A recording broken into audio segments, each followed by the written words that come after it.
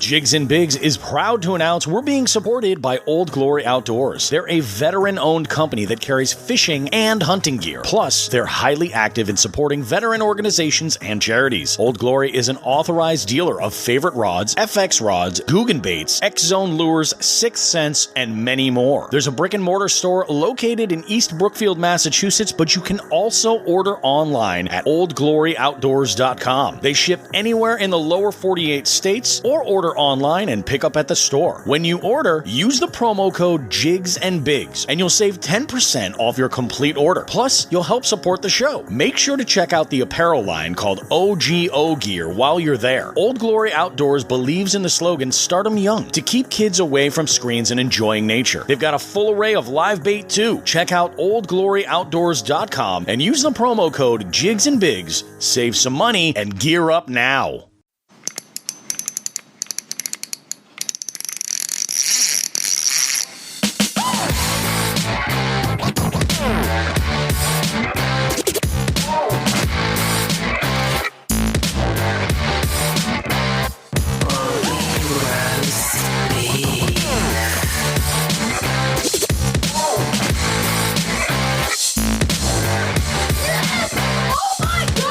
Hey guys, how you doing? Bobby Roast Beef here. It is it's another episode of Jigs and Bigs, and in this one I've got a really good one. I have a little bit of a session with Tim Jacques, who is president of the Northeast Bass Anglers Club right here in Western Massachusetts, and he's got a lot of great information, some really fantastic stories, and we have a great conversation. So we'll get to that in a little bit of a moment, guys. But something over the weekend that had occurred, which has kind of changed things a bit for me, was that my wife has a COVID-19 positive test. My wife is a healthcare worker. She's a nurse, and we both knew going into this that it was a very big possibility that just in caring for other patients with the exposure at her job that she ran a really high possibility of contracting the virus and potentially bringing it home.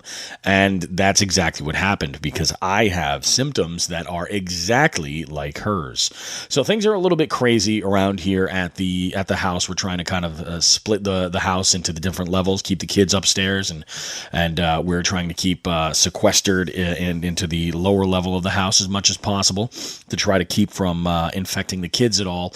But I am not able to fish now for at least a couple of weeks, which it really sucks. It really does. It was one of the things about this whole social distancing thing that was making it tolerable, was the ability to get out there on the water and fish. But I'm not about to take any chances and have any run-ins with anybody and pass this along to everybody. Symptoms so far are pretty much like a relatively mild flu for the most part, but I've only been having symptoms for about 3 days. And, it's like I'm doing some exercises, some breathing exercises. A whole lot of people reached out, and I had put this on my personal Facebook page and then on my Bobby Roast Beef Facebook page. A lot of people have been reaching out. Thank you so much. I really appreciate that. But someone had actually sent me something with a video with some breathing exercises that could be done. And that's my biggest fear, is that this is going to get into my lungs. So I'm in a weird sort of process. I want to keep podcasting as much as possible. I'm going to be doing that I'm not sure. I'm going to have to find a way how to do it. I'm going to try and do some of this stuff from my phone if possible. But man, it's just been crazy. And honestly, it's kind of scary, because I've got a good friend of mine right now who I've worked with on projects and events before, who is on a ventilator right now, and it's not looking good for us. So there's a lot more people that have way more to be concerned with than I do right now. But man, I'm not excited about it. But anyway, enjoy this episode, guys. Big, huge thank you to everybody who has been listening and has been commenting, giving me some feedback. That's really great. This podcast is really kind of been a fantastic thing for me as far as being able to, have like a good connection and be busy, have something to look forward to. I like this a lot. And it sucks that I'm not able to fish, but it is what it is. But with that said, I want to also go ahead and make a mention of something else over the weekend that actually, I mean, it was a tragedy for one person, but it also gave me a little bit of a way to kind of keep myself occupied and try to help out really with the whole situation. I'm not sure if you're familiar, if you're big on watching some YouTube fishermen or anything, but there is a New England angler. Her name is Becca, and she has a channel on YouTube called Fishing with Becca. And if you haven't watched it, you should. It's really great. As a father of daughters, I'm really supportive of all female anglers. They're a role model for lots and lots of girls, which is fantastic. She had a little bit of a mishap with her kayak. She rolled her kayak, and in that process lost all of her camera, batteries, a bunch of equipment, all kinds of gear, and is, pretty much kind of stuck right now. So here's the thing.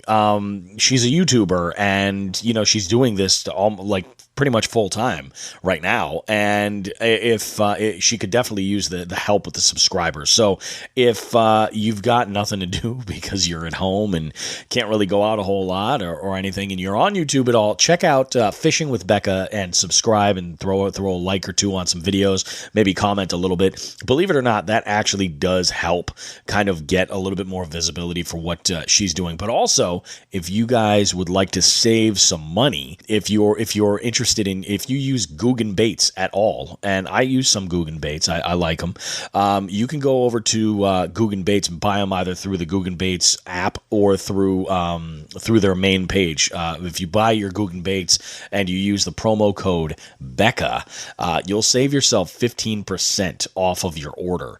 And it's great because you save 15%, you get some pretty good baits. I mean, I like their soft plastics. I really like the Guggen baits jigs. I really, really do like their jigs. I think they're constructed really, really well. I like a lot of their products, so for me, this was a no-brainer. But the thing is not only do you get to save some money, but she also will get a commission for that. So if you want to help out by saving yourself some money, go and re-up on some Guggen baits over on their website or through their app. I ordered through their app, and it was really, really easy. Save yourself some money and help out an angler from New England who is putting some great content out there and inspiring a lot of other girls to get out there and fish, which is great. So let's try and help out Becca as much as we can. All right, so I'm going to get to my interview with Tim Jacques right now. You guys, I will see you on the other end. So let's go ahead and get started. Why don't you just start off telling me about the story, how you got so into fishing and the road that it got you to where you're at today. Oh gosh. Well, I grew up in Eastern Mass, down in New Bedford, and I remember my grandmother's this old Portuguese lady. Yeah. Used to take me fishing off the bridge all the time. We used to go for scup. Out here they call them porgies. All right. But we just used to go off the Paden Bridge and do some fishing, and all the old Portuguese people would take all of our catch and smoke the fish and have some food for their families and for my grandmother. I didn't like fish, but yep. She used to take me fishing all the time, and that's where it started. My dad, we used to go out here and there, but then he had a brainstorm. He was going to move up to the nether regions of Vermont and build a log cabin. And I helped him one summer when, I think I was, I can't even remember how old I was. Probably, 11, 12, something like that. Yep. But, in between helping with the log cabin, there wasn't much to do. We were 750 yards from the Canadian border. Oh, wow. Yeah. But we did have a stream that I used to just go down and walk, and I just started fishing for trout. Mm-hmm. And, ever since then, I just would try and cast a line wherever I was. Yeah, exactly. But then the bass fishing really took a hold one of my bosses at my job in Eastern Mass. He's like, "Hey, you like fishing?" I'm like, "Yeah." He says, "You ought to come freshwater fishing with me." And I'm like, I really don't know much about that. I'm more of a saltwater guy. Yep. He says, come on, I got this place we go to. Well, I didn't realize that he was talking about a reservoir that was off limits, which I had no idea. Oh. But here I am bringing my waders. There you go. And I got my saltwater set up, line that was probably 10, 15 years old. As you wind the reel, you hear the tick, tick, tick, tick, tick, tick. Yep. He says, "Come on." So we're wading in this reservoir, and he's like, "Put this on." It was a topwater snake, and first cast out, I'm just dragging along, tick, tick, tick, tick, tick, tick, and it was like an eruption. The water, just blew the lure out of the water. Oh, I man. go with the hook, and there's nothing. Yeah. Like I said, the line was 10, 15 years old. And from that moment on, I was hooked. Oh, yeah. It's all it takes. Yeah, it really is. So, That's all it takes. You get on your first decent blow up or you land like your first decent fish, and then it's like, forget it. You're never going to be the same person. Oh, gosh, no. That was it. And ever since then I've been chasing that immense topwater explosion. Yeah. Oh, absolutely. Which only fishermen know. Yeah. Oh, for sure. And the frustration that comes with like a missed hookup or something. Oh my God. Right. Yeah. They haunt you. That's crazy. Oh, yes. Yep. No, that's awesome, man. To this day, that's my favorite type of fishing is the topwater, looking for that top bite. I think that's a lot of people's favorite. It's, at least like I know I've mentioned it before. I think personally, it's probably like the most majestic kind of like moment with nature you can have on the water is when you see that top. Like I had a blow up on a buzzbait like 2 weeks ago. And I'm not very schooled with using buzzbaits or most topwater actually, other than like a whopper plopper or a frog. And when it comes to frog fishing, I'm terrible. But I figured I was like, with a buzzbait, it's a bait that I've seen work so well for other people. I figured I'd just try to get more and more comfortable with. There's a certain sort of cadence with it as far as casting and having it moving when it hits the water to really get it to work, for you the right way. And I had a blow up, and it was the only thing I had a strike on all day. And I couldn't believe it. I was absolutely blown away. The only other topwater lure I've ever had any kind of real success with was I caught a monster crappie when I was throwing a black whopper plopper. And, just freaking amazing. But I like those lures because they're kind of idiot proof, You can get into them and they can be effective really easily. Well, it's one of those baits that, everything that you're on underwater, you don't know what it's doing. Yeah. So you can't see it underwater. So you don't know what the action is going on. But the topwater, you see it happening. Yep. And, it never fails. You watch it. You watch your lure going on top. And the second you look away and talk to your buddy or, sneeze or something, there's the explosion. There it is. And you're like scrambling to catch the rod. Yeah. Oh, absolutely. And like just that timing, it's like that you see the lure just drop down, and if it's not, it's almost like panic, like someone pulls a fire alarm and you to like spring to action. It's crazy. Right. That's awesome. Do you have a favorite season that you prefer to fish, or either like because the fishing's better or worse for you, or like just something you, as far as the climate is concerned, that you prefer?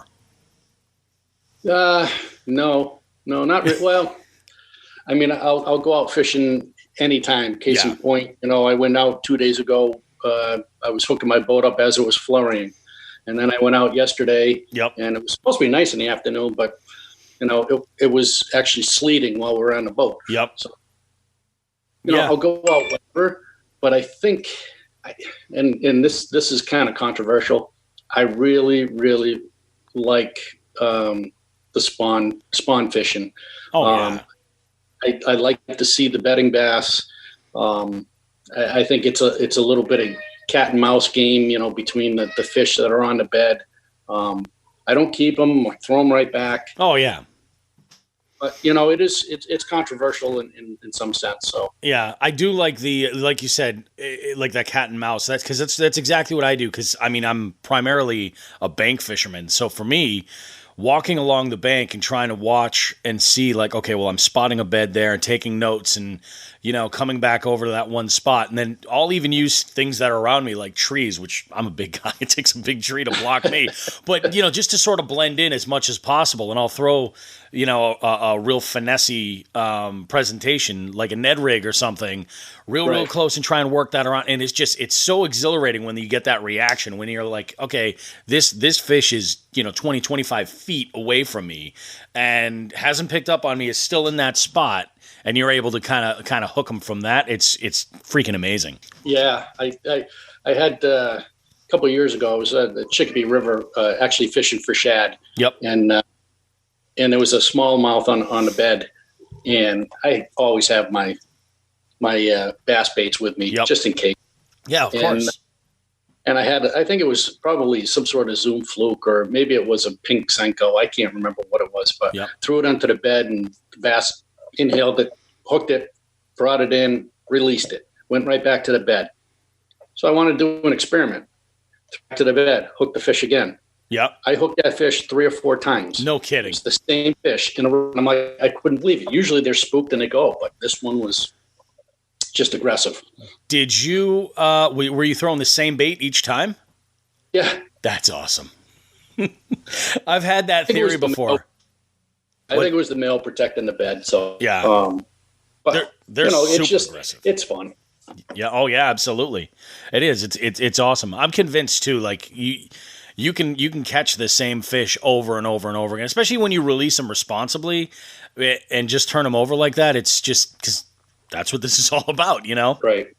Let's see. What's your preferred body of water to fish? Oh gosh.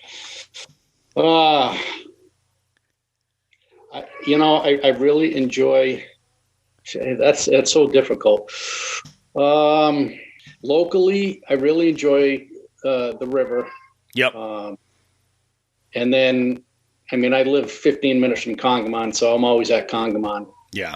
And it seems, that place gets pressured unbelievably, but the fish just seem to be continually getting caught. There's no damage being done to that lake by catching all those fish all the time. Yeah. Oh, absolutely.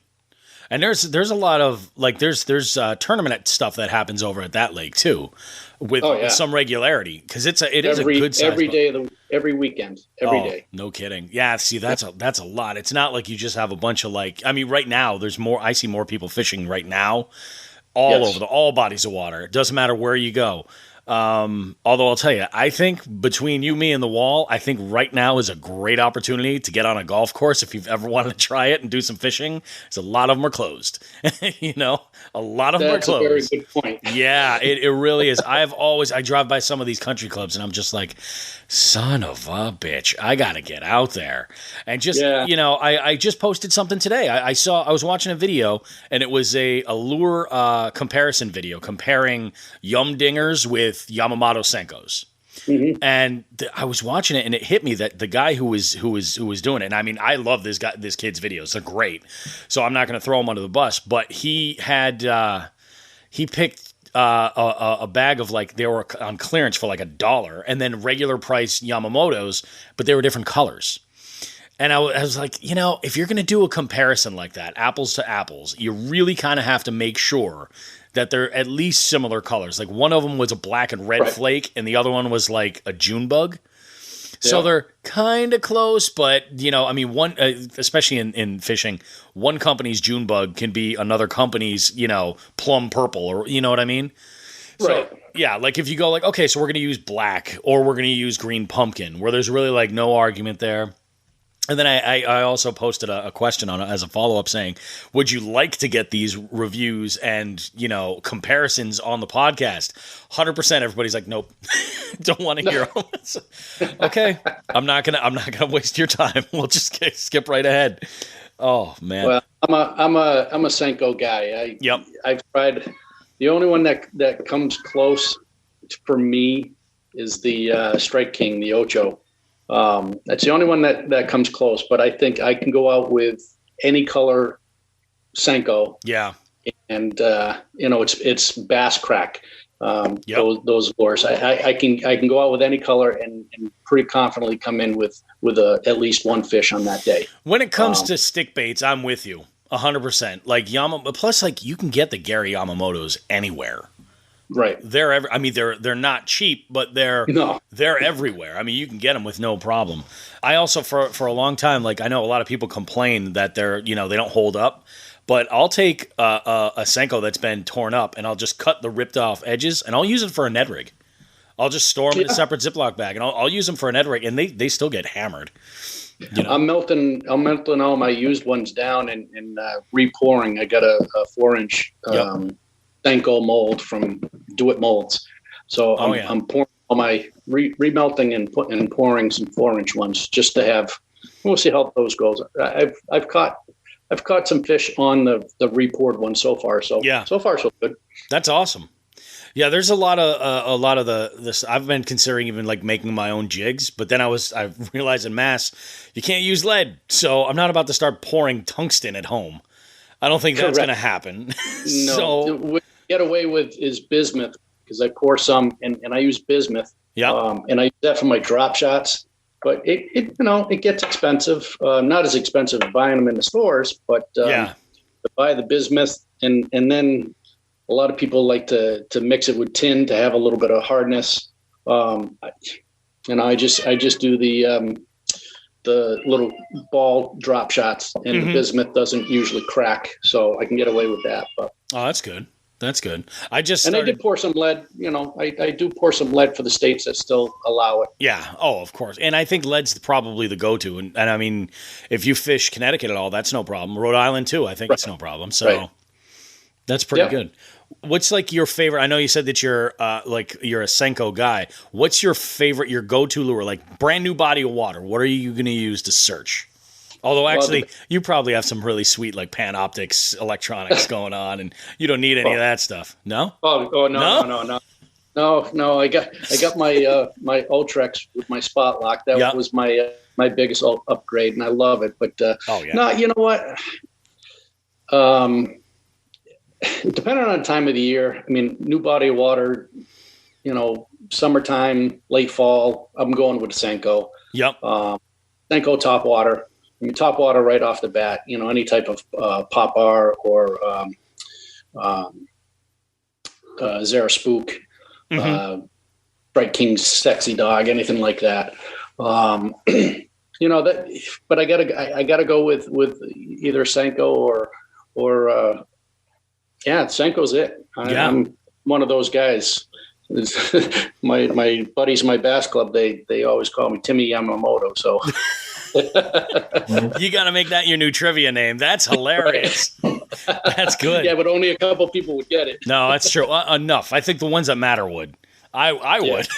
There you go. The thing that I think is, it's so funny. I had this conversation with my last guest, Sean Dominic, and I mentioned how one of the things I like to throw, especially with new water, is a jig. And it's slow and it's painful, but it's like you get such a good idea of the contour of the bottom. And I think that my go-to there is just because I'm not really what I would consider, I really don't do a whole lot of moving baits. I really don't. Most of what I do is bottom fishing for the most part.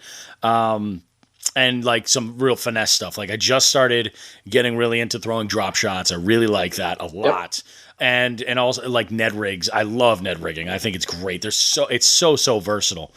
And when the bite gets tough, and as always, a weedless Senko is always a home run. Always. Yeah. I just fished a real pressured small pond that I've never had any luck at, and the only thing that would get it done was green pumpkin Senko. That was it. It worked like a charm. But yeah, I do. I like to throw a jig, and just because I can get an idea of like, okay, cool. Well, I'm going over some rocks, or there's a big stump right there, and with that there comes the loss of a jig or two, because that's the game you play. But you get a really good idea of like what's going on at the bottom. But I think like for me, if I'm going to search like if I'm going to do like top water, especially first thing in the morning, I'll throw a whopper plopper and just fan cast it and see what I'm doing there. Once that sun's up too high though, I'm going to the bottom. Yeah. I mean, there's, that, oh gosh, that whole sun's up too high thing. I mean, you do enough fishing. There are situations where it's like, yeah, all right, there's exceptions to every rule. 1:00 in the afternoon, and I'm in the middle of a tournament, and the sun's up. But something telling me to throw the buzz bait, and I threw a buzz bait, and I getting hammered left and right on the buzz bait, and I come in with a decent limit, and it's like, wait a minute, that's not supposed to work. Yeah. So for me, I try not to limit myself to everything, all the rules. Yeah, exactly. Yeah, sometimes you got to step out. It was like I think it was David Bowie. I think David Bowie made a comment about the synthesizer when it became like a big thing in studios, people using synthesizers for their music. And he made some kind of a comment of like, well, you got to know the instruction manual inside and out so you can take it and throw it in the trash. Because ultimately you want to, like, that's what the art is breaking stuff. You got to, but it also helps when you know what it is that you're breaking. Random like analogy, but I think it kind of fits. Go with the confidence bait or what lures you're using is going to work. That's the way. Throw it doesn't matter. Yeah. So, but I mean, you say I've been listening to your podcast, and you're really liking the jig, and it's in the jig. Yep. So, I mean, it's been my goal for the last 3 years because I'm just more comfortable with other things. Yeah. Oh, but absolutely. Here's the funny thing. What's that? I was out yesterday and I'm dragging a Ned rig. Yep. And doing exact what you were just saying. Just threw it on a drop and I'm dragging it and feeling every little bump and there's a tick and there's a fish. And so I'm kind of lying in bed last night thinking, well, why can't I do that with a jig? It's the same technique. It totally is. That's part of the reason I think why I started liking the Ned so much is that it's got those same kind of similarities. It's just right. Like when I first started fishing, the first thing I really sort of discovered as, all right, this is a great presentation was just a curly tail worm with maybe like a 3/8 ounce bullet weight and just dragging it real slow on the bottom, usually in the summer. And I would get hit pretty good on that. And from that, eventually I found the shaky head. And then it was just a matter of time where I was just, changing things up. And I think that's what's funny is was it Brian Latimer? I think it was Brian Latimer. I just saw in a video, a recent one, where he was fishing Ned rigs for spotted bass and was showing two on basically the same style head. It was a Z-Man finesse mushroom head, or maybe it was a power, and he had the Ned traditionally the way you would rig it, with basically the hook going all the way straight through the plastic and coming up through the side. But then he had a larger TRD, and I didn't realize Z-Man made a larger TRD. It's more like a Senko. And what he had done was he sort of rigged it the way you would almost like on a flipping hook. And I started using them. Yeah, I had no idea they even made the big TRDs. That's hilarious that you even got them. And I'm watching. I was like, well, why not? When I have issues where I've got a lot of muck on the bottom or something, and my Ned rig's getting. Usually, what I would do is I'd take a 1/0 EWG, and I would basically. I think I've got pictures on the Jigs and Bigs Instagram of this. I'd use a tiny 16th ounce.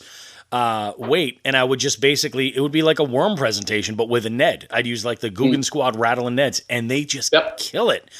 But then I would go back and I just re-rig some of the other Ned heads that I have, and I didn't have to worry about weed guards or anything like that. It really, really does the trick. So that, and it really, it's like a small shaky head. That's really all it is. Yeah, exactly. And I mean, I started fishing the Ned rigs for smallies. Yeah. And then I just started throwing it for the largies, and I was hooked. So I've been doing very well with the Ned rigs. I like the Z-Mans because, I mean, you can use one worm for almost 2 weeks. Yeah. Yeah. Absolutely. So, I feel like it takes a little bit to get the it's a little bit more difficult, I think, getting them on the hook. But once you learn how to do it and you've kind of got a little bit of confidence in doing it, it's no problem at all. Yeah. Yeah. They're pretty good. I've got a couple of finesse jigs. I like using those TRD. I think they're called TRD hogs. It's they've got the little. Would you have some right there? They have like. I got the turbo craw, but I know what you're talking about. Yeah. The turbo craws are great, and they do. They look exactly like an actual craw. But the hogs are they're really narrow. They don't have claws. They almost have they look like a bug. And they're just the right size. I've got this really small Molex finesse jig, and I was like, what the hell am I going to use for a trailer on this thing? And I threw that on. It worked beautifully. I also like using those for drop shots. Some. Yep. I do like actually all the TRD stuff for drop shots because they float so well. Yes. They're so buoyant. I think they're probably better than most trick worms I've ever used. Yep. But yeah, they're pretty badass. So when how long have you been into doing tournaments now? Trying to think. When I first started, I met one of my coaches at Central High School when I worked at Central. Yep. He was the swim coach, Art Barnes, and he was showing me all his pictures of bass. And I said, I'm out here from Eastern Mass, and I really want to get more into the freshwater stuff. And he's like, come on out. So he was kind enough to kind of, take mission a couple times. And then he was doing some pickup tournaments. And he invited me to go do those in just like a small John boat, crawdad boat, and with some pickup tournaments in trolling motor only, and then kind of ventured up into more of a smaller boat. I bought a small tracker, and then I found the bass club that I'm in, and been doing it ever since. So that's been out of Central for what, 16, almost 20 years now. Holy cow. Yeah. Wow. That's a freaking while, man. Yeah. And it's just a lot of fun. The competition adds a little bit more to it. And we got a good group of guys in my bass club, Northeast Bass Anglers. Mm-hmm. And there's a good mix of just a lot of fun fishermen versus some fishermen that want to take it a little bit more serious, maybe go on to the next level. Yeah. But me, I just kind of like to do it. I'm serious, but I'm not like ultra serious where, oh geez, I got to make the next level and move on. Cause hey, let's face it, I'm getting older. My days of becoming a bass pro are long gone. So. Oh man, I hear you. I'm like, I wish I would have discovered this 20 years ago. You know what I mean? And I wouldn't feel like I'm just like hustling to be a weekend warrior. I'd absolutely, if I would have discovered this sport like in its greatness back then, oh my goodness. But there's nothing you can do about it. You just got to roll with it. Right. But then, and you say it's a sport, I'm sure half your family and people are, what are you talking about? Yeah. Sport? And, they all make fun of us because we like to go and be one with nature and relax and have no stresses. And, if the biggest stress of your day is, maybe catching or losing a fish, whoop-dee. But the fact that you can go out and maybe see an eagle soaring above your head or just enjoy the sounds of nature and just contemplate things, it's very stress-free. Oh, absolutely. Like I would consider it a sport in the same way that like I would consider something like hiking or rock climbing a sport, Yeah, absolutely. Same idea, there's especially like, if you're a bank angler or a kayak angler and people are just like, well, I know my wife thinks I go to a body of water, I cast a line out, set up a lawn chair, crack a cold one and just sit there and hang out. And I'm like, you have no idea. Okay. Yeah, like I wouldn't turn that down. That'd be great. But at the same time, it ain't like that. Right. Oh, yeah. That's, there are days when, like tomorrow I'm going up in the Berkshires with 3 or 4 guys and we're each taking our own boat and we're just going up and we're going to fun fish, but we'll sit around, we'll float around, maybe have a beer, we'll kind of, float next to each other for a little bit in the middle of 2 or 3 times. a beer, relax, shoot the shit, go back to fishing next to each other, and that's it. Yeah, absolutely. What now? This is a question I've asked every guest I've had so far, and I like this. I'm ready. I like this question. So the saying goes that fishing tackle companies fishing tackle catches more suckers than they actually do fish. What's the number one ridiculous fishing tackle trend in your opinion, and have you been guilty of using that? I knew you were going to ask this question. Yes, I've been guilty. Okay, fair. But I was in my beginning stages. Yes, it was the banjo minnow. It was. It was. Yeah, and then what was the other one that I always laugh at, and I still see it on TV every now and then, is the Mighty Bite. Oh, I remember the Mighty Bite. There was an infomercial, I think, for that. Yes, there was. Yep. There was an infomercial. The Mighty Bite lure.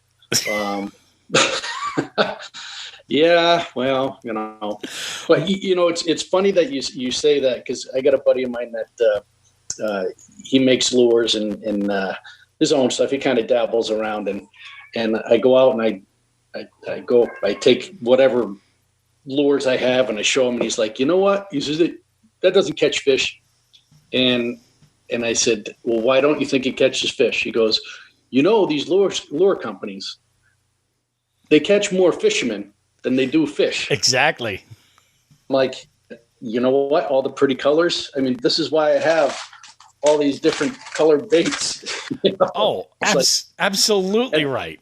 I had to tell myself I am not buying any more plastics unless they're the plastics that I use. Yeah. So I have robo worms, I have turds, and I have Senkos, and that's pretty much what I buy for plastics. But I'll be walking by the aisle and I'll look, I think that'll work. Yeah. And I hardly ever throw it. It catches you. So, oh yeah, I got to close my eyes every now and then. Yeah. Yeah. No, it's important. Like, you got to have the stuff that works. Yeah. It's one thing to sample something, like especially if it's something that's new.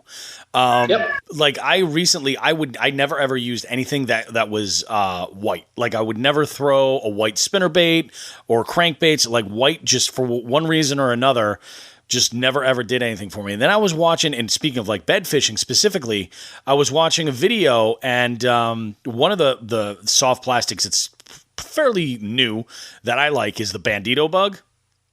The Googan Squad Bandito bug. I think it's a great size. It's a great like medium presentation. It's awesome. But like anytime I've ever bought them, I buy their whatever their name is that they have for their essentially green pumpkin and black and blue. That's all I would typically buy. And I try to keep my, soft plastics generally like that, where I can match to either one or the other. But then last fall, I started getting more into, I was like, we really, in a lot of the bodies of water where I am, there are no shad. Most of them. So I'm trying to match bluegill for the most part. So like when I use a paddle tail swim bait, I'll use like an Exo Swim from Biospawn, and I'll use green pumpkin almost exclusively. But last fall, I just decided I would try I won't say that it's a white color per se. It's like a white silver fleck. I forget the name of it.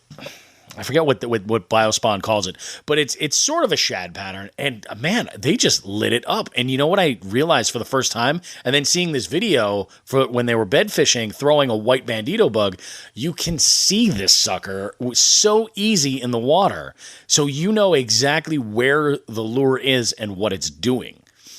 Especially for bed fishing when you're generally shallow. Yep. It sticks out so much better. I'll take my net heads. Yep. And I'll powder paint them a chartreuse or a white. Tiny little, maybe an eighth of an ounce, or even smaller. Sometimes it depends on the day, but I'll just paint them chartreuse or white just so I can see them on the bed, so I can see what the fish is doing. That way it gives me an idea on whether or not to set the hook when a fish goes over it. Yeah. If you can see it, you can see that the fish has engulfed it, rather than if you can't see it and you think the fish has it, you set the hook and you rip it into a tide. That's a really good point. but I mean, that's what I do. Again, everybody has their own thing. By no means am I, Mr. Professional out there. I like to have fun. I like to try different things. Oh yeah.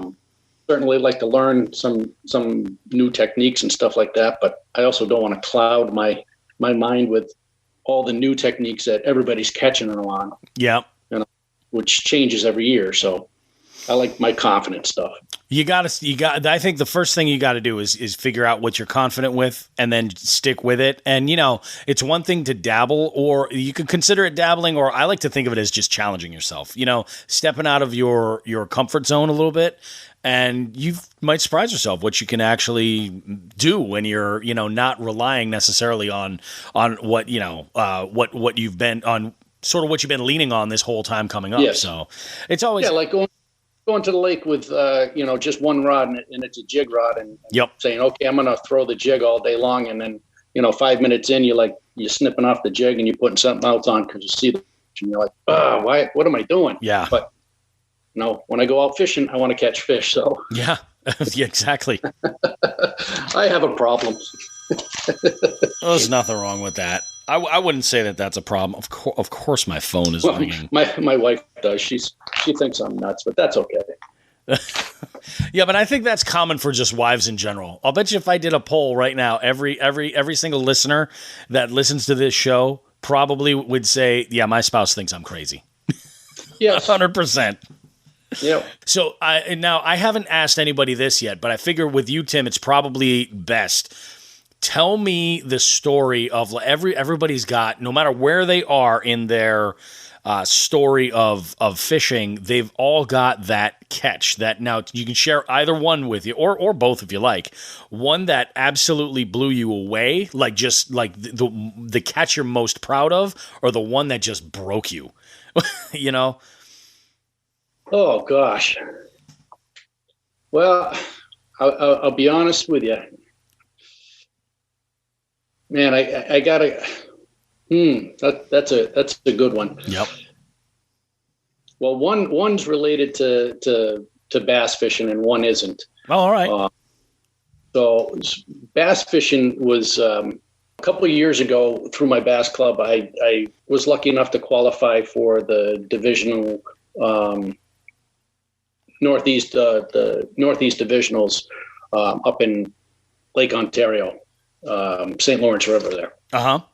And so we went up there for the divisionals there, and I mean, fishing St. Lawrence River, Thousand Islands, unbelievable. It's absolutely unbelievable place.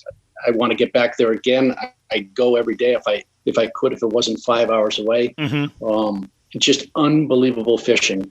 The unfortunate part was the weather wasn't good enough for any of the days for us to go out into the lake. So we just had to stay in the river, which was fine. But caught for the time, it was my personal best smallie drop shotting. Mm-hmm. And it was 5.5, I think it was, something like that. It's a big ass smallie, my friend. Oh my gosh. That's a big smallie. And the guy that was running, now I was a co-angler, so I was in the back of the boat. And yep. The guy was, he was kind of, I wouldn't say, blocking me, but he was watching his electronics and getting the best spots. And he's telling me what to do. And I'm like, okay, yeah, thanks. And I'm watching his back electronics, and I see this arch on the screen, and I drop down, and I'm like, okay. And I hook it, and it, like I said, it was 5 something.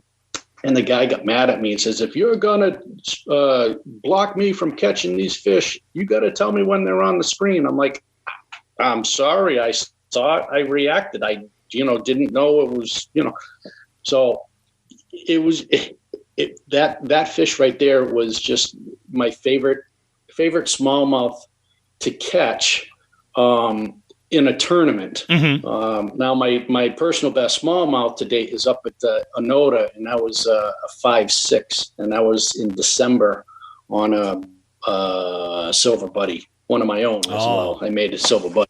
Oh, nice. So I mean, I love smallmouth, but my favorite story is for my 50th birthday. My wife was able to rent a place down in Boca Grande, Florida, and she invited my family. My brother-in-law, sister-in-law, Yep. my sister who lives down there with her husband, who was a charter captain. Oh, okay. And, it was in August, and we were sick. We contracted food poisoning, or it was the year that the red tide was bad, so it could have been in the air. Who knows? But my wife and I were sick pretty much the whole week. But there was a window of about 2 hours. My brother-in-law said, "Hey, why don't we go out in the harbor and see if we can get some tarpon?" And we went out, and literally in a span of 2 hours, we hooked, dropped, or caught 20 some odd tarpon. No, oh man, it was unbelievable. That's crazy. And my brother-in-law, who's a very, an excellent guide down there. Yep. He couldn't believe it. We were just coming across like schools of tarpon, and he literally would hand me the rod and say, "Okay, now cast over here." And we're using a little plastic swim bait, and for the life of me, I can't think of the name. It may pop into my head, but he was so confident with each of the casts that I was going to hook in, that he was videotaping my reaction. So as I cast and was reeling in, I hooked into one, and he caught it on video. Now, it wasn't the biggest one, but that's awesome. I was able to land. Obviously we can't weigh the tarpon, but he said this tarpon was over 100 pounds. It took me, holy crap, half an hour to reel this tarpon in. And by the time I got it to the boat, took pictures, I was exhausted. I was just lying on the deck of the boat. Oh, I believe it. Couldn't move. I believe it. It was unbelievable. So those are my favorite fish stories. But every time I go down to Florida to visit my sister and brother-in-law, he always takes me out and we go flats fishing. And that's the closest thing to freshwater bass fishing down there is the saltwater flats. Oh, really? Snook. Yep. Oh, yeah. They're unbelievable. Yeah, aggressive as hell, right? Oh, yeah. Yeah. You can, you take a popper and just go in, or a soft jerk bait like a Zoom fluke in the right areas, catching redfish and snook with those. It's awesome. It's just like, bass fishing. That's freaking great, man. That is so cool. 100-pound tarpon. Like, oh my God. I can, that's one of those moments where you're just like, you've got nothing left after that. You know what I mean? Yeah. Yeah. And to get your picture moment, he says, "Okay, now take both hands, grab the lip of the fish." Yep. And he says, "Now both hands." And I grab with one and I have no strength and the fish is flopping. Oh, yeah. So he's like, 2 hands and hold. I'm like, "Dave, I can't do it anymore. You better take this freaking picture now. I got no strength left." I couldn't believe it.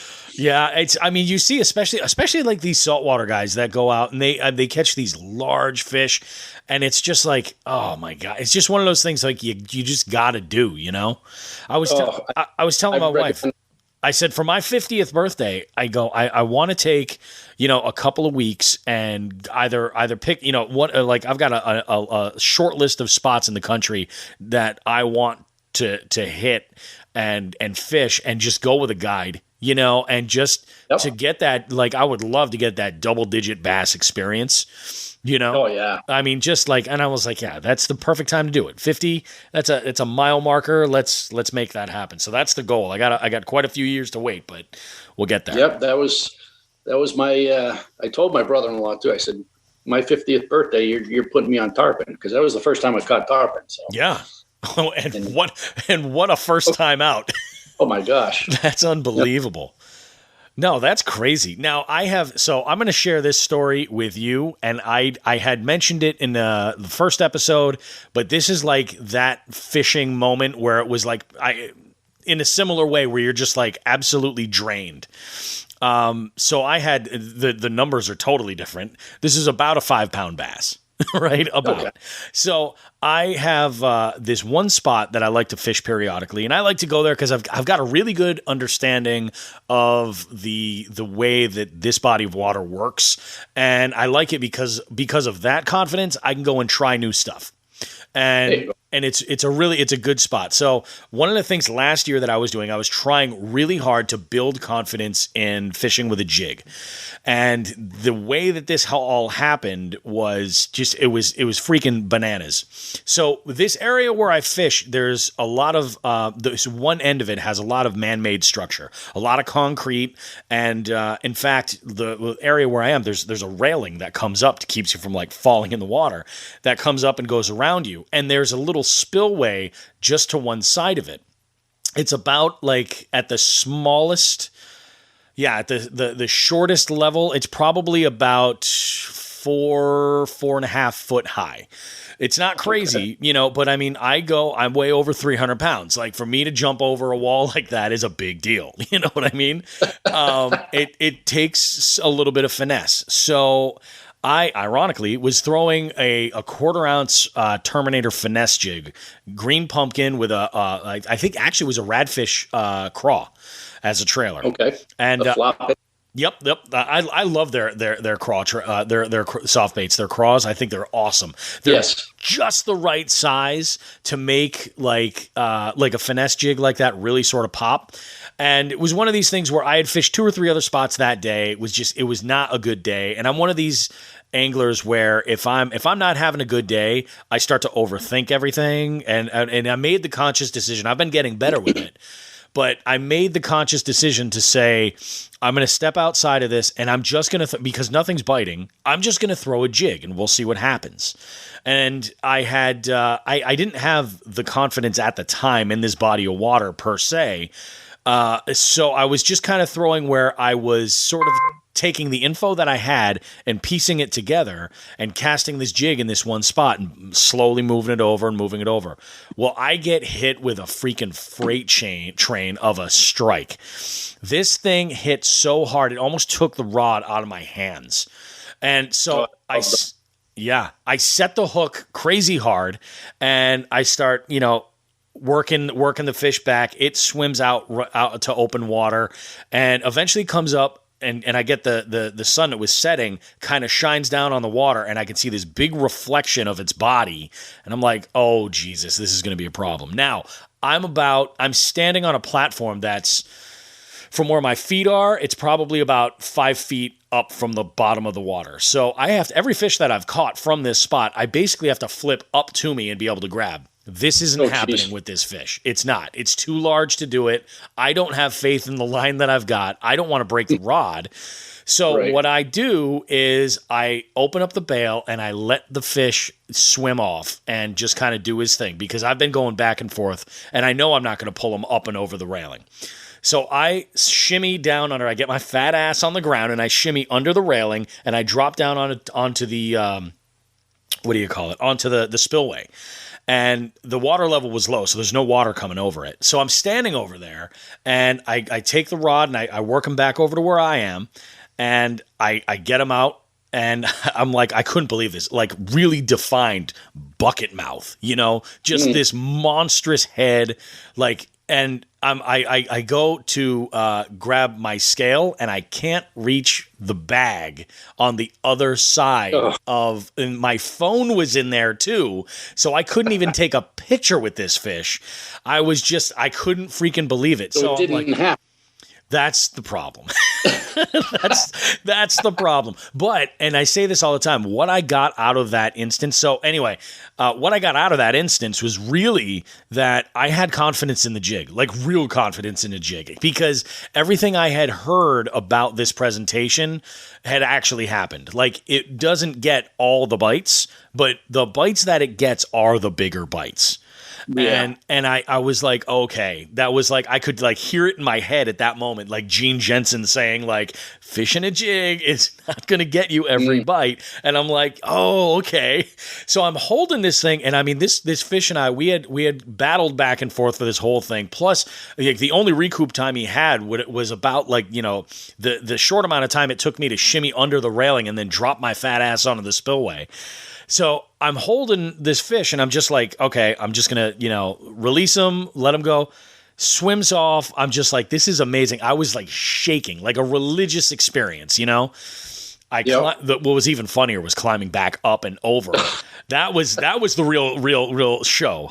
If anything, Where are your friends when you need a video? I know. Well, I call my friend when I get to the other side. My buddy Paul. I call him up and I was like, "Dude, you're never gonna believe this."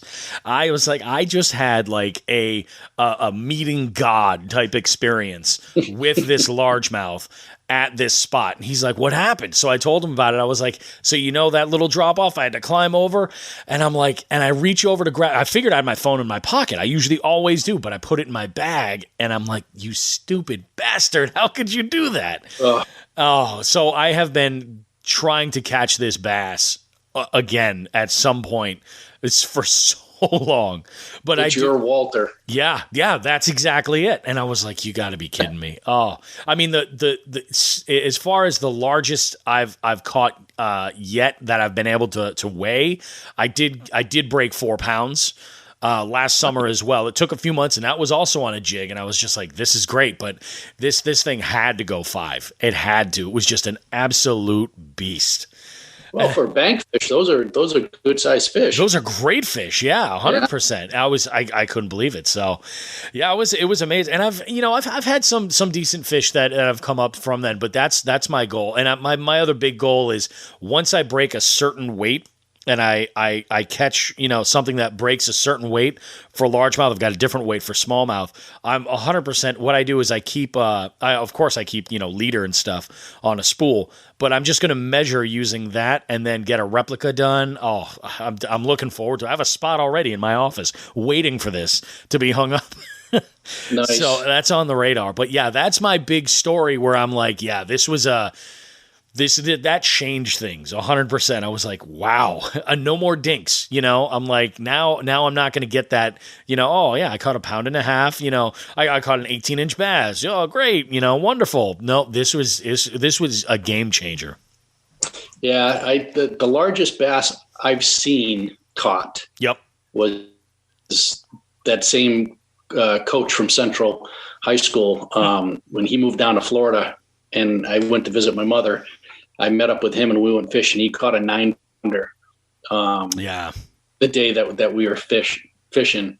And then I think 2 years ago during our Fed Trail tournament champions up in it was New Hampshire. It was Wentworth. One of the guys caught an 8-pound, 8-something bass. And I was working the scales and I grabbed that fish. I'm like, holy smokes. Yeah. An 8-pound northern bass, that's unbelievable. Oh my God. Like it's huge and aggressive as hell. And just, oh my goodness. My biggest largie is a 7.2.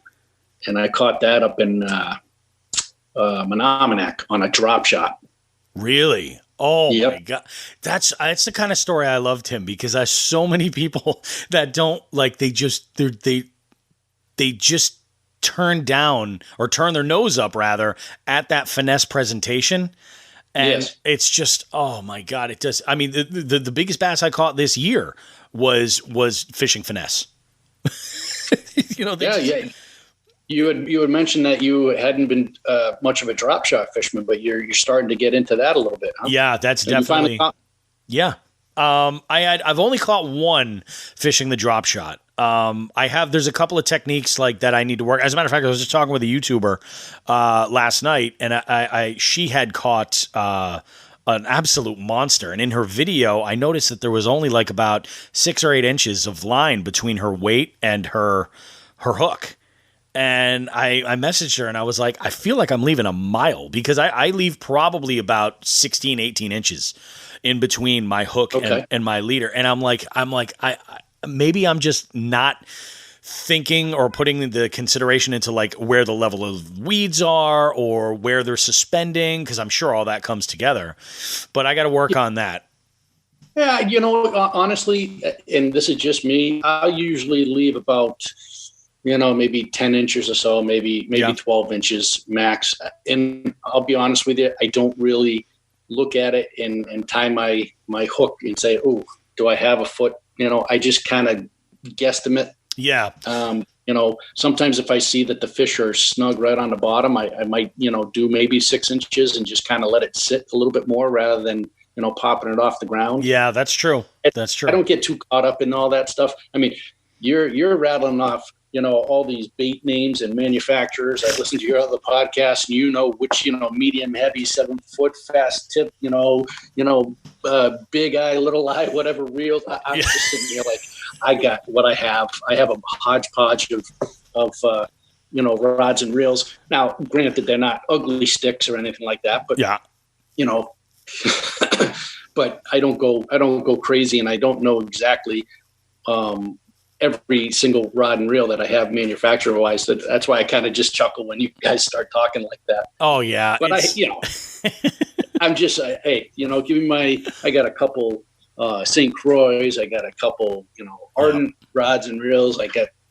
But I don't know. I can't see spending $300 for a rod and $300 for a reel. And yeah, there's no way. I won't either. I think each of my combos, if they cap at about $100 a piece, I'm good. Yeah, I think I have one reel that broke the $100 mark, but and it shows. It's my favorite reel, and it definitely performs. But when you're zipping across the lake at 45 miles an hour, and you hit a wake, and all of a sudden you realize your rods aren't tied down, and you see your most expensive one go over the side and down to the bottom, you're like, oh shit. Yeah, I've always had a thing where I've said that. I'm like this stuff gets beaten. It needs to be replaceable. If something happens, it's got to be something that I can afford to replace. Exactly. That's my mindset, 100%. And that's where my rod and reel combo is probably about 150 tops, Yeah. But again, it's got to be replaceable. Yep. Oh, absolutely. Yeah, that's one thing. The one thing I'm looking at right now about changing up is, I told you that right now there's a boat in play.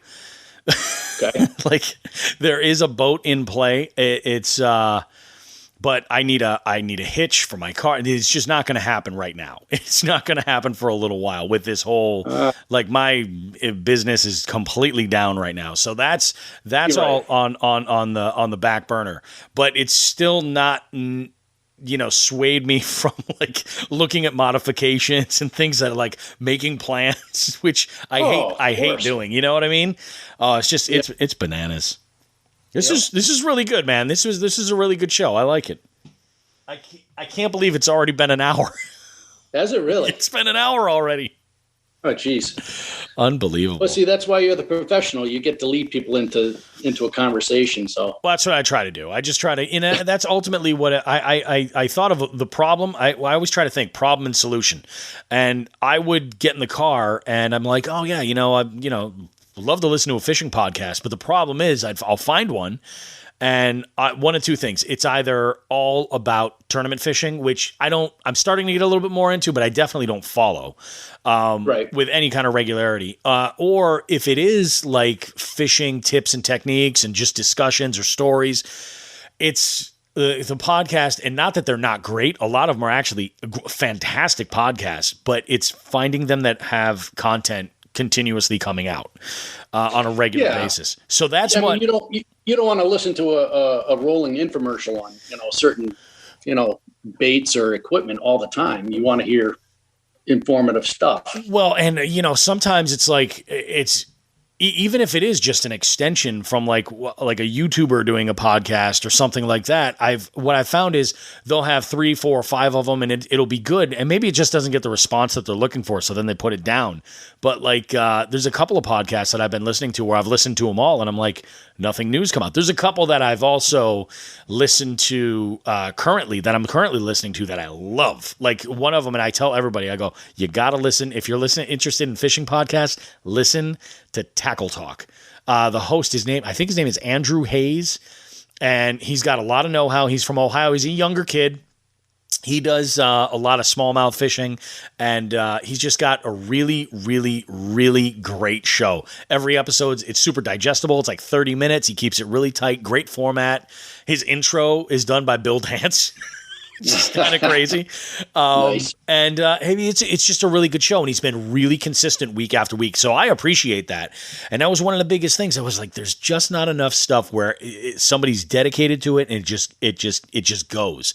So that was my idea with putting this together. I'm like, well, I'm a pretty decent podcaster, and I'm certainly interested enough in fishing to where I can create some good content. So I was like, and I know that's the thing. Like, I know guys like you and like Sean, and one of the guys I'm gonna have on, Eric Dowd. Like, this guy just today he put up a post. He's like, I think he went out and he bought like a little bike trailer and everything. He's gonna hit the canal and just hit for stripers like crazy.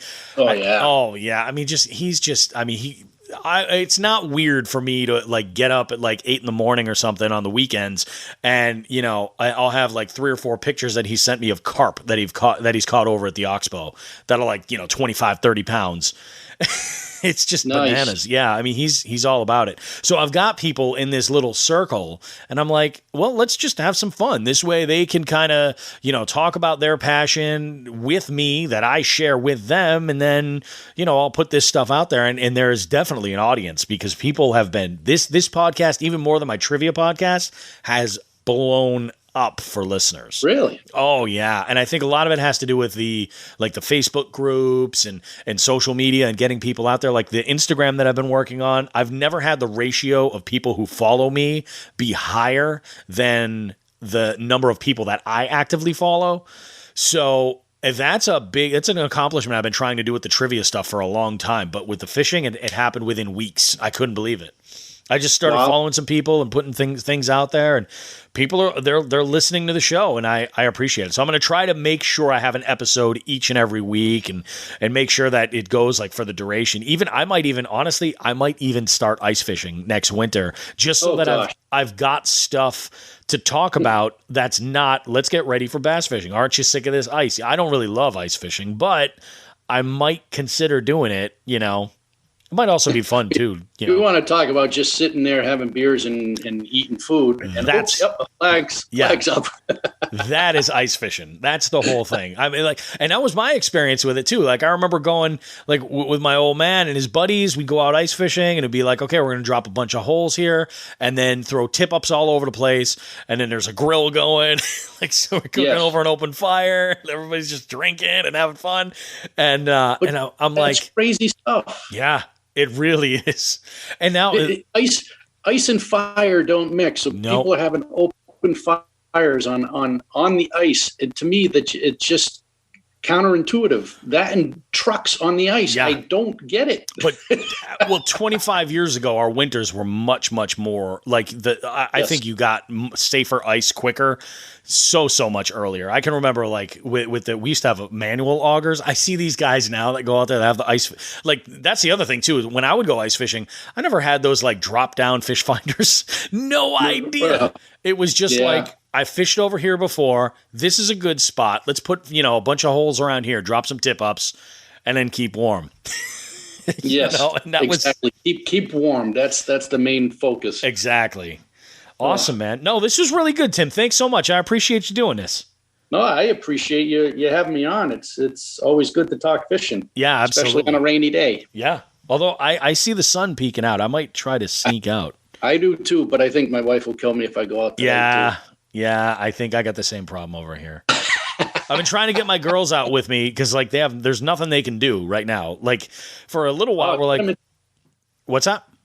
Get them into fishing. Oh yeah, I'm trying. Well, my oldest is 16. She wants nothing to do with it. Yeah. Although that said, I did convince them to go out where I went to high school. There's this little spot where a couple of rivers meet up. And I think they call it the Crutch, if I'm not mistaken. And I figured a friend of mine was walking his dog back there, and he was like, hey, you should come out here and fish. So I told him, I said, yeah, you guys want to go for a little bit of a hike? We'll fish at this spot at the river, see what we come up with. It'll be great. My youngest, she went out with me last summer a handful of times and has caught fish, and she is ecstatic. So I bought her a spinning combo, got her all set. She's kind of like a little me, which nice. She's my kid. She should be, but she'll ask me. She's like, so what'd you catch that one, Dad? Was it on that PB&J jig that you picked up? Is that what you caught it on? What'd you use for a trailer, Dad? She's hilarious. My oldest though, once we're out there, she'll take a few casts, and she's caught, like when she was real little, she caught a couple of pickerel and was blown away. She thought she caught like sharks. She's like, they have teeth? Oh my goodness. I just caught an 18-inch pickerel last week. The thing was absolutely beautiful. Yeah. I mean, just it destroyed a popper. I felt so bad for the sucker. Comes up, swallows his little popper. Last year, I got this popper in a mystery tackle box from Booyah called the Prank. Oh yeah. Yeah, and it's got a lip, like a square bill lip. Yeah, I've seen that one. And it's cool. Like you can, it's probably one of the most versatile topwater baits I've got. And I threw it on my spinning rod, and I was using it, fishing almost like a jerkbait, like a real shallow jerkbait. And this chain pickerel comes up and just annihilates it, swallows the popper, and I get him up out of the water, and he's thrashing around like crazy, pops out, but I mean just blood all over the place. I should have thought about it. I was like, that'd be actually kind of a cool picture for the gram. I'm sure I'll get some hate comments for it, but I'm like, no, this isn't me. It's just happened to be the way he attacked the lure. Now what can you do? So I got a story. As far as kids go, my son, he's 25 in a month here. But I had him in our youth club through Northeast Bass Anglers, and we were fishing one of the youth tournaments, and it was right around spawn time, and we actually were going around. We could take him out in a boat. We couldn't, as adults, fish for the tournament, but we were showing the kids how to fish. And, but we could fish on our own, outside of where they were fishing, and the adults would bring in their biggest fish and weigh it against the other dads or adults in the in the club going. So we're at South Pond, and we finally hit upon a pattern where my son is taking a drop shot, and he's throwing them into these beds, into these light spots on the shallows, and he's getting these huge fish. Now I'm sitting in the back. At first I'm like, "Oh, this is awesome! Way to go, Josh! This is great! This is great!" Yep. Then after all these fish he's catching, I'm starting to get pissed off. I'm like, so I'm zipping my freaking baits in front of him trying to catch the fish. I'm like, Jesus, he's already got it back here. And it was just one of those days where he just lit it up. And to this day in my tournaments, I've yet to put a 5-fish, 20-pound bag limit in. He did that day. No kidding. Fishing a drop shot on beds. I'm telling you. I forgot it was 20 something plus pounds. And I was just floored, but I just find it funny that, the fisherman in me got pissed off after a while because he was catching them. I'm sitting there just watching them. Oh, yeah. No, I know the feeling. You're like, son of a bitch. Oh, man. That's I almost wanted to push him out of the boat and say, hey, it's my turn. You know what I just thought of, Tim? What are you guys doing with the league locally with all the COVID stuff? Have you guys had to cancel any tournaments? Yeah. So we actually had a benefit tournament coming up this Sunday on Congamon, the Ray Reardon tournament, that we had to postpone because all of the permits have been rescinded through the end of April, and maybe if not further. Connecticut has rescinded through May 20th or May 14th, one of those dates. So our May 3rd tournament on Candlewood was canceled. So all these clubs are having to cancel their tournaments. We're going to hopefully try and make them up as far as our club goes. Yeah. If not, we'll have to figure out how our point system goes, because that's what we use, for our progression into the divisionals and semifinals and stuff like that for those that want to go that way. But we're all just sitting and waiting. And, that's why a group of us are going out tomorrow just to get some fishing in and to have that camaraderie going on. Yeah. Because, it's nice. I love having all the time to fish, but I don't love having all the time, I guess, if you know what I mean. No, absolutely. It's kind of, it kind of works for you and against you at the same time. Right. And plus they closed the golf courses in Massachusetts. So now I'm stuck with, because I do both. So, which is another crazy thing, but. Oh yeah. But hey, we all like to do what we like to do. So Exactly. Yeah, I mean it's bananas. This whole thing is just it's crazy. I have seen. I was talking tournaments with my last guest, Sean, and that's what I was curious if you guys were doing anything online, to keep the points going. As far as no, no, we're not set up that way. Yep. We're a TBF affiliated club. Oh, okay. So there's more to it than just setting it up locally. That makes sense. If I can offer, kind of a shameless plug, it's Northeast Bass Anglers, and we have plenty of availability for non-boaters, as well as some availability for people that have boats that are looking to join a bass club. Yep. We certainly love to hear from anybody that's interested. We have a Facebook page. We have a website. Yep. All Northeast Bass Anglers. I'll throw links in the description so that people can get to it if they want to check it out. That's something that I may consider doing as well. I know I talked to you before about it when you mentioned that there's spots for non-boaters. I'm like, yeah, that might be right up my alley. Well, At least if you hear something weird in the background, that's just my crazy cat who's just, I don't know, screaming for no reason. So they're cats. That's what they do. Holy crap. Well, this one's getting bad. Yeah. Just in the middle of the night, just yowls. I'm like, oh, great. Thanks. Anywho, yeah, I mean, the tournament fishing, it's fun. And again, it's a good balance. There's a little bit of competition. We're not winning a lot of money. I mean, depending on how many people we have in a club, if you win the tournament, you might win $100. Mm-hmm. We do a separate lunker pool for the day. Yep. But it's a lot of it is just bragging rights. You want to try and be in a running for Angler of the Year of the club. Yep. Luckily, I've been able to do a couple times, so that's been fun. That's awesome. Doesn't get me anywhere, but it's nice to have that little. It's just like a little notch on your cap, and you're like, I did this. It's what's funny is as you're describing that, I'm thinking to myself, I'm like, it's exactly like trivia. It's exactly like really. People get really intense at trivia nights to win a $10 gift card for the restaurant that they're at. It's like the payoff isn't that high, but I'll tell you, it feels pretty nice to accomplish something like that. Or exactly. Yeah. So when we don't finish last, we finish above, just out of the money each and every time. We're like, yes. Oh yeah. 100%.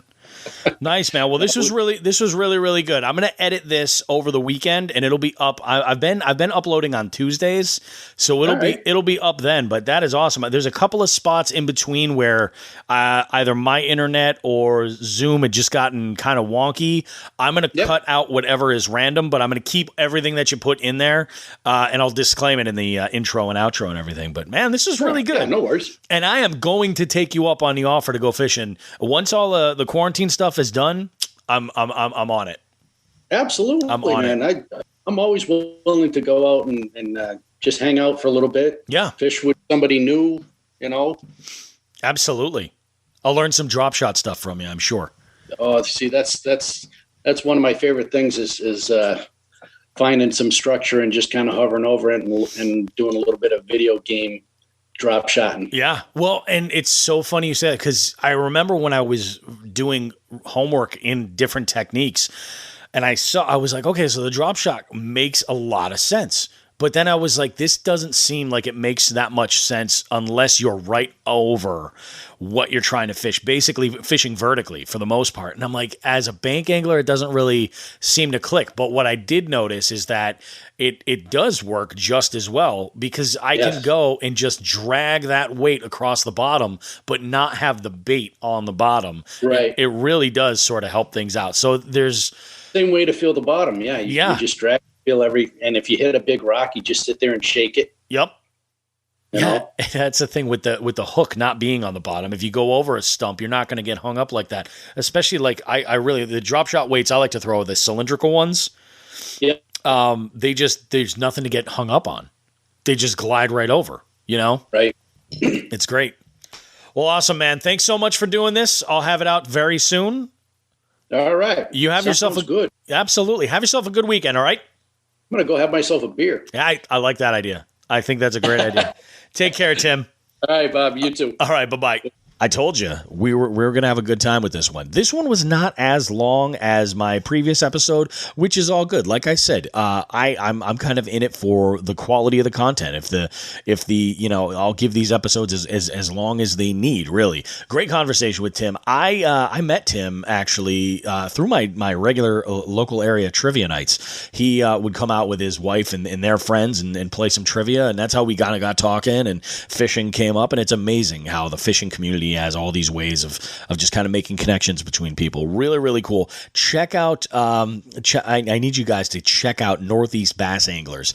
If you're in the Western Mass area and you're interested in getting involved, check out Northeast Bass Anglers on Facebook. Look at the Facebook page. Check out what they do. They have some great tournaments coming up. Obviously, not a whole lot happening right now, like he said, but we'll get things back on track, and everybody will be out there fishing soon enough. Thanks so much, everybody, guys. This is Bobby Roast Beef. Have yourselves a good one, and I will see you with the next episode.